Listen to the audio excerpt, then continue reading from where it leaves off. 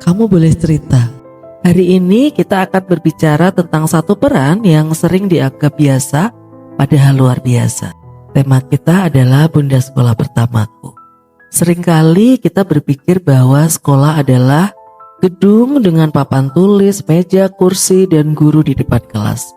Padahal jauh sebelum anak mengenal huruf A atau angka 1, mereka sudah belajar.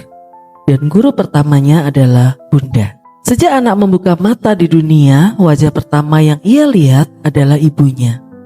Dari pelukan Bunda, anak belajar tentang rasa aman. Dari suara Bunda, anak belajar tentang bahasa. Dari respon Bunda, anak belajar tentang cinta. Anak tidak belajar dari apa yang kita katakan saja.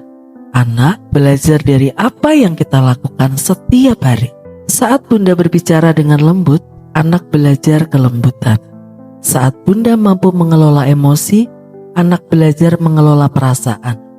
Saat Bunda meminta maaf ketika salah, anak belajar tentang rendah hati. Bunda adalah guru pertama bagi anak, dan ayah adalah pembuat konsep kurikulum hidup pertama bagi anak. Di usia 0-7 tahun, anak berada pada masa emas. Di masa ini, otak mereka berkembang sangat pesat. Setiap kata, setiap respon, setiap sentuhan membentuk fondasi kepribadian mereka. Maka ketika anak berkata kasar, coba kita bertanya, dia belajar dari mana? Ketika anak sulit mengatur emosi, siapa yang pertama kali ia contoh?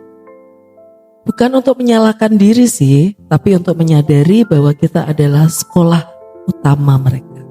Namun Bunda, menjadi sekolah pertama bukan berarti harus sempurna ya. Gak ada Bunda yang sempurna. Yang ada adalah Bunda yang mau belajar sabar. Belajar memahami bahasa cinta anak, belajar hadir bukan hanya secara fisik, tapi juga secara emosi. Kadang kita sibuk menyediakan fasilitas terbaik, tapi lupa menyediakan waktu terbaik. Anak gak selalu butuh mainan mahal, anak juga butuh dipeluk, didengar ceritanya, ditatap matanya ketika bicara. Karena disitulah ia merasa berharga, menjadi sekolah pertama bagi kita.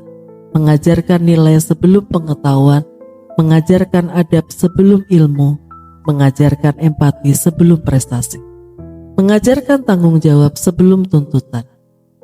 Jika di rumah anak terbiasa dihargai, ia akan belajar menghargai orang lain. Jika di rumah anak merasa aman, ia akan tumbuh percaya diri menghadapi dunia. Bunda, anak tidak membutuhkan ibu yang selalu benar. Anak membutuhkan ibu yang selalu kembali memeluk setelah marah, kembali menjelaskan setelah emosi, kembali memperbaiki setelah salah. Karena disitulah pendidikan karakter sebenarnya terjadi.